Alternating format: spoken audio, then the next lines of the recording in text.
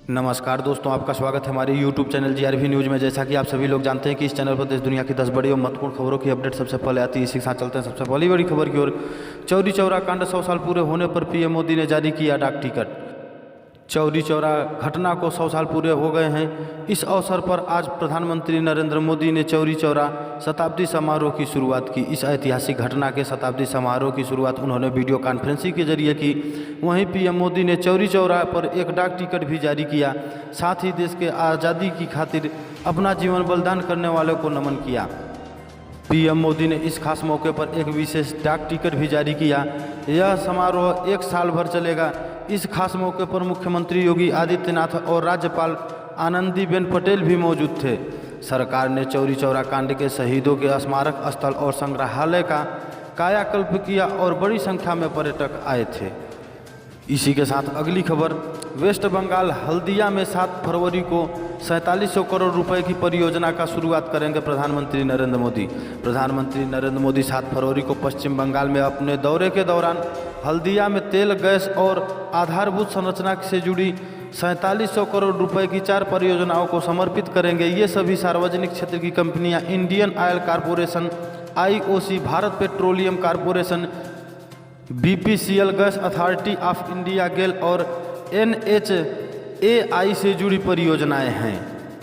IOC के निदेशक विपणन गुरमीत सिंह ने बताया कि प्रधानमंत्री हल्दिया रिफाइनरी में दूसरी कैटेलिटिक डिवैक्सिन यूनिट की आधारशिला रखेंगे। यूनिट की लागत 1019 करोड़ रुपए आएगी और अप्रैल 2023 तक इसका काम पूरा किया जाना है।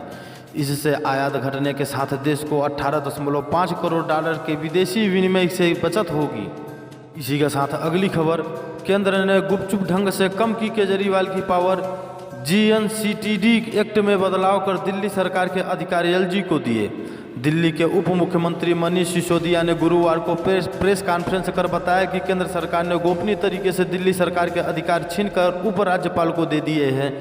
केंद्र सरकार ने GNCTD एक्ट में बदलाव कर दिल्ली की चुनी हुई सरकार के अधिकार कम कर दिए हैं। सिसोदिया ने कहा कि केंद्र सरकार का यह कदम लोकतंत्र और संविधान के खिलाफ है। सिसोदिया ने बताया कि आज मीडिया रिपोर्ट से पता चला है कि दिल्ली सरकार के अधिकार LG को दिए जा रहे हैं। केंद्रीय कैबिनेट ने इसे मंजूरी भी दे दी है। केंद्र सरकार LG को इतनी पावर देने जा रही है कि दिल्ली सरकार के सभी निर्णय अब वह लेंगे। राज्य सरकार जिसे दिल्ली की जनता चुनती है उसे निर्णय लेने का अधिकार नहीं होगा। केंद्र ने बहुत गोपनीय तरीके से यह फैसला लिया है। उन्होंने बताया कि केंद्र सरकार का यह कदम लोकतंत्र में लोकतांत्रिक तरीके से जनता द्वारा चुनी हुई सरकार व संविधान के खिलाफ है। संविधान में साफ साफ लिखा है कि दिल्ली में चुनी हुई सरकार है वह 3 चीज़ें पुलिस, जमीन और पब्लिक ऑर्डर को छोड़कर सभी निर्णय ले सकती है। इसी के साथ अगली खबर। नए कृषि कानूनों पर मोदी सरकार को मिला अमेरिका का साथ, कहा इससे भारत का बाजार सुधरेगा। भारत में कृषि कानूनों पर सड़क से लेकर संसद तक संग्राम जारी है। किसान संगठन भले ही मोदी सरकार को घेरे रहे हों मगर अमेरिका ने इसका समर्थन किया। अमेरिका ने भारत को इस नए कृषि कानून का समर्थन किया और कहा कि वह मोदी सरकार के इस कदम का स्वागत करता है। इससे भारत के बाज़ारों का प्रभाव बढ़ेगा। अमेरिका ने यह उन कदमों का स्वागत करता है जो भारतीय बाज़ारों की दक्षता में सुधार करेंगे और निजी क्षेत्र के अधिक निवेश को आकर्षित करेंगे। साथ अगली खबर। दुनिया में बज रहा भारत की वैक्सीन का डंका। कोविशील्ड के लिए यूनिसेफ ने किया सीरम इंस्टीट्यूट के साथ करार। भारत के वैक्सीन की पूरी दुनिया में डंका बज रहा है। अब सीरम इंस्टीट्यूट ऑफ इंडिया और यूनिसेफ ने एस्ट्राजेनेका एक्सपोर्ट और नोवैक्स के टीके की दीर्घकालीन आपूर्ति के लिए एक करार किया है। संयुक्त राष्ट्र के चाइल्ड डिपार्टमेंट ने बताया कि करार के तहत उनके पास करीब 100 देशों के लिए टीके की 1.1 अरब खुराक तक पहुंच होगी। भारत कोविड-19 के टीके का निर्माण सबसे अधिक कर रहा है और कई देश टीका खरीदने के लिए उससे संपर्क भी कर चुके हैं। एक्सपोर्ट एस्ट्राजेनेका के कोविड-19 टीके कोविशील्ड का निर्माण भारत के पुणे स्थित सीरम इंस्टीट्यूट ऑफ इंडिया में हो रहा है और नोवैक्स का निर्माण अमेरिका स्थित नोवैक्स इंक द्वारा की जा रही है। इसी के साथ अगली खबर। 700 किलोमीटर तक दुश्मन की सीमा में जाकर वार करने वाला ड्रोन बना रहा HLA। हिंदुस्तान में रक्षा क्षेत्र का प्रमुख सार्वजनिक उपक्रम हिंदुस्तान एरोनॉटिक्स लिमिटेड HAL ऐसा ड्रोन तथा हथियार प्रणाली विकसित कर रहा है जो दुश्मन की सीमा में 700 किलोमीटर तक मार करने में सक्षम होगा। HAL के अध्यक्ष और प्रबंध निदेशक R माधवन तथा निदेशक इंजीनियर अरूप चटर्जी ने गुरुवार को यहाँ एरो इंडिया के दौरान आयोजित संवाददाता सम्मेलन में कहा कि कैटर हंटर नाम के इस ड्रोन को देश में ही बने लड़ाकू विमान तेजस या किसी भी अन्य विमान से मिसाइल की तरह दागा जा सकता है। इसी के साथ अगली खबर सुप्रीम कोर्ट को बताया गया 300 पुराने पेड़ों से 220 करोड़ रुपए का फायदा।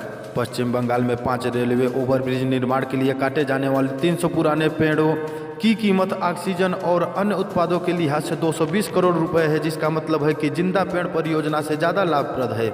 एक विशेषज्ञ समिति ने सुप्रीम कोर्ट से यह बात कही।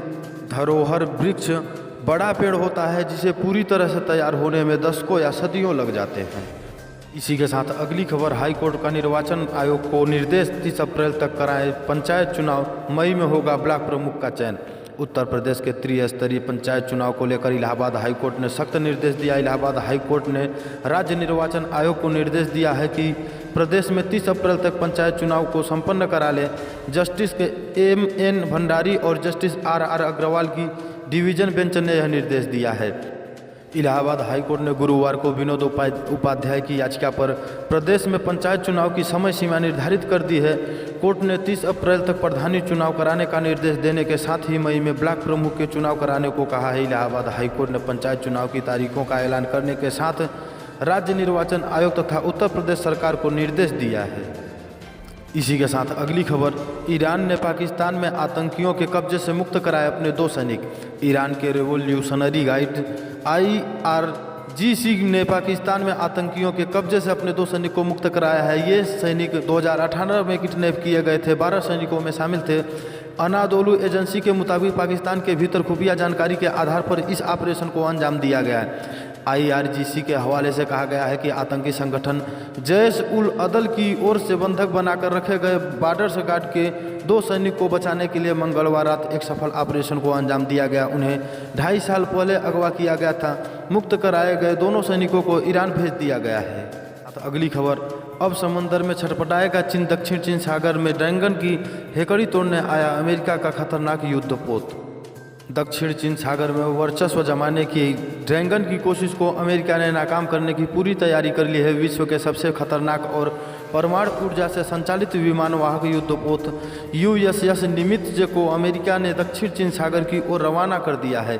दक्षिण चीन सागर में ड्रैगन की धमक को कम करने के लिए अमेरिका ने अपनी जंगी युद्धपोत USS निमित्ज को मिडिल ईस्ट अमेरिका सेना के सेंट्रल कमांड से हटाकर अब इंडो पैसिफिक क्षेत्र में उतार दिया है। पेंटागन ने घोषणा की है कि USS निमित्ज को दक्षिण चीन सागर में उतार दिया गया है, जहां वह पूरी दुनिया के सबसे व्यस्त अंतर्राष्ट्रीय समुद्री क्षेत्र पर नजर रखेगा। यहीं पे समाचार समाप्त होता है। इसी प्रकार के समाचार को पाने के लिए इस चैनल को सब्सक्राइब करें और ज़्यादा से ज़्यादा शेयर करें।